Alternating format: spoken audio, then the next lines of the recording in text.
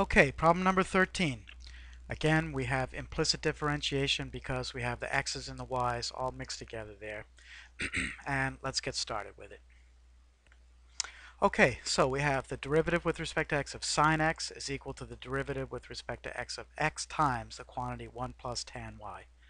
That looks like it says Tony, but it actually is tangent of y.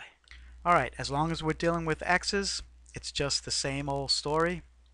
And so this derivative of sine x is cosine x. Now on the right side we do have a product. The first function is x, the second function is 1 plus tan y. So we need to do 1 d2. So we get x times the derivative of 1 plus tan y.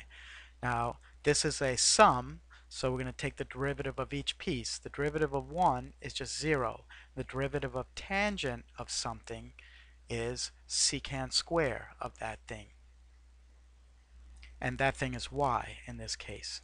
Then we're going to multiply that times the derivative of the inside function, which is y, and the derivative of y is y prime. So we had 1, which is x, d2, which is secant square of y times y prime. Now plus 2, which is 1 plus tan y, times d1. The derivative of the first function, which is x, is just 1. And so we leave it the way it is. Okay, so simplifying a bit, we get cosine of x is equal to x times secant square of y times y prime plus 1 plus tan y. Alright, so we're going to isolate the y prime. And in this case there's only 1, so we're going to move over the 1 and the tangent y to the other side. And we get cosine x minus 1 minus tan y is equal to x times secant square of y times y prime. Divide both sides by x secant square of y. And I'm not going to go through that writing it a second time. And our final answer should be y prime is equal to cosine x minus 1 minus tan y over x times secant square of y. Now that looks intimidating, but it was fairly straightforward and fairly easy to do. Okay, so we're done with number 13.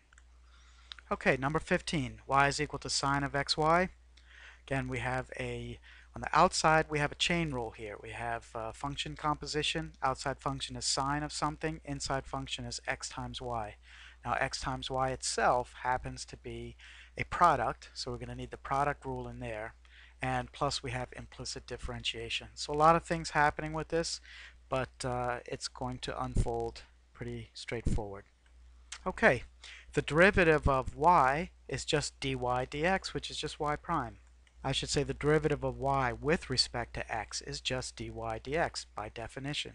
But we are going to save time and just call that y. Now the derivative of sine is cosine. We leave the inside alone. Now we need to multiply that times the derivative of the inside. And the derivative of the inside is xy.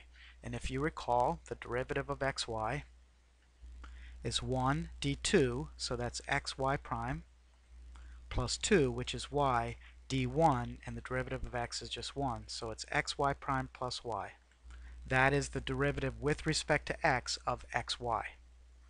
Alright, and so we do have a little problem here in that we have two y primes. We have y prime on the left. Now distributing the cosine x times the xy prime gives us cosine of xy times xy prime. And distributing cosine x of xy times y gives us cosine of xy times y. I'm going to collect my y prime terms on the left side and just move the variables in front of the cosine. And so next step I will factor out a y prime from the left side. And that's all I did in that step. Divide by 1 minus x times cosine xy.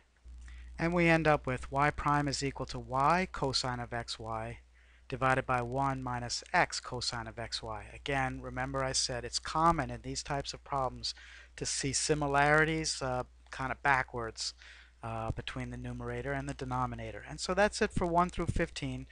And these problems are all about the skills of doing implicit differentiation. Now we're going to start to use these skills to do the types of things that we've already done, finding tangent lines, etc.